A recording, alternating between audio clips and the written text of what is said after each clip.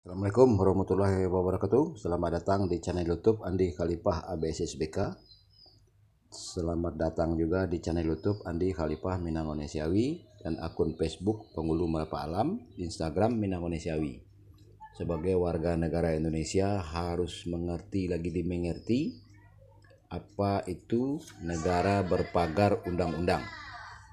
Ya, kalau untuk masing-masing kabupaten, daerah, wilayah harus sadar nagari bapaga undang, kampung bapaga adat. Ya.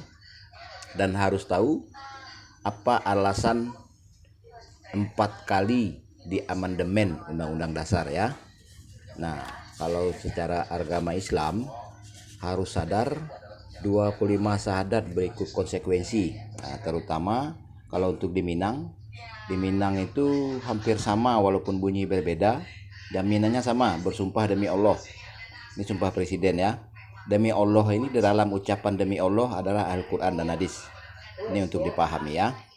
Dan untuk masyarakat adat di masing-masing daerah, adat dan budaya itu sangat dilindungi oleh undang-undang nilainya ya. Nah, jadi kita sendiri yang menyepelekan, kita yang tidak peduli, maka orang lain akan menghilangkan. Inilah kesalahan fatal ya.